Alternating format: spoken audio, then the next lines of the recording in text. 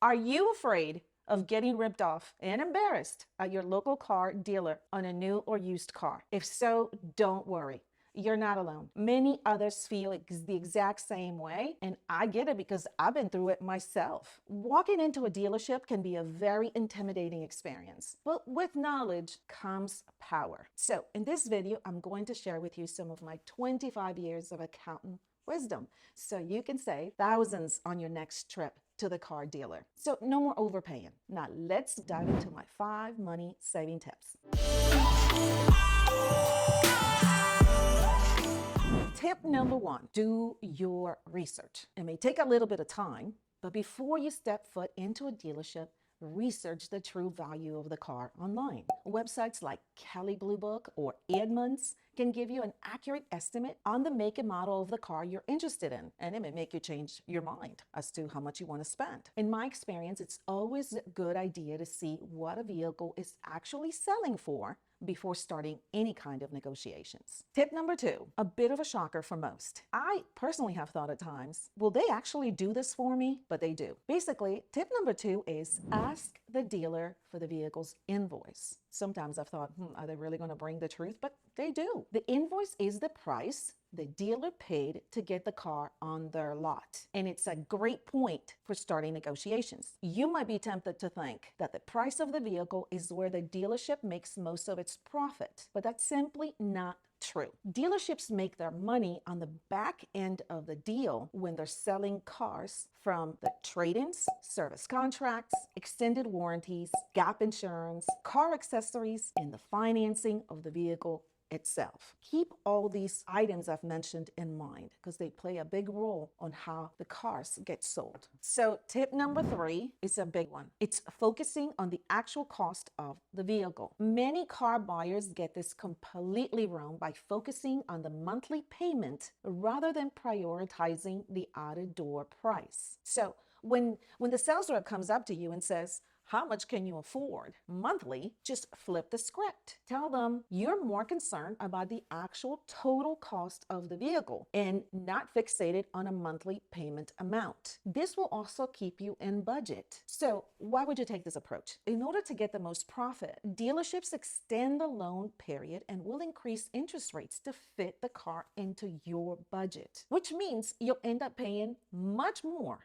for the same car in the long run. Here's a practical example of how this is going to work. Let's just assume that you are getting into a car, $40,000 after taxes, registration, everything you wanted in this car. For the monthly payment, you want to stay around under $700. Now, let's say for the interest rate, we use a typical current rate of 5%. And from the dealership perspective, all they're concerned about is getting your payment under $700. They know now that if they can get your payment under $700, they have a sale. So the dealership gets to work, but quickly realizes your monthly payment would be $921 on a 4-year loan, which is a typical loan at about 5% interest.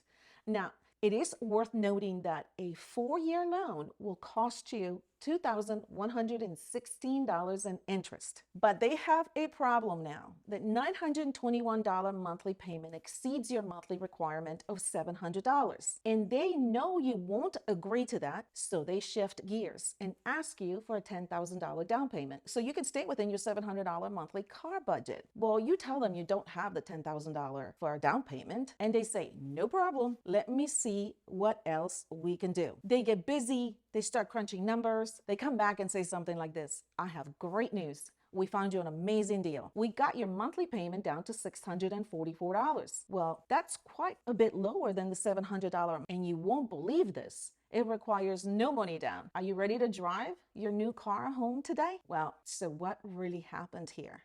How did they pull off this miracle? Find this amazing deal for you. It's very simple. They extended the length of the loan. The $644 month loan they just quoted you is for 72 months rather than 48 months. Now, what they failed to tell you that this amazing 6-year loan will cost you $6,382 in interest payments as opposed to the $2,216. in interest on the 4-year typical loan. While the car's monthly cost is more manageable, you just lost an additional $4,166 on interest payments, and you're paying nearly 3 times as much interest for the exact same car. So for tip number 4, beware of depreciation. Many people don't realize this, but cars lose considerable value when they leave the car lot. So some cars, depending on their brand, they can lose up to 69% of the value in the first 2 years. So be sure to keep depreciation in mind when you're buying your next car and you're being tempted by all the fancy, unnecessary extras at the dealership. I understand this is not easy to do when you fall in love at first sight with your dream car.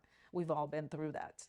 But remember, as pretty as it is now, it won't retain its value and it won't stay as pretty. So here's a conservative example of how this works on a car purchased for, again, $40,000. Year 1, the first minute you drive that car off the lot, you may just have lost 10% in value. So on our $40,000 example, you just lost $4,000 just by driving it off the lot. Now, on average, a car normally depreciates about 20% in the first year. So after 1 year on your $40,000 car, your car is only worth $32,000. Only 1 year. Now, that's an $8,000 depreciation on the vehicle alone in the first year. Let's go to year number 2. To depreciation slowing down, but it's still significant. In year 2, another 15% loss in value. So if we take $32,000, which is the value of the car after the first year, we multiply that by 15%, that gives us an additional $4,800 in depreciation. If we add the depreciation of years 1 and 2, that puts the total value of this car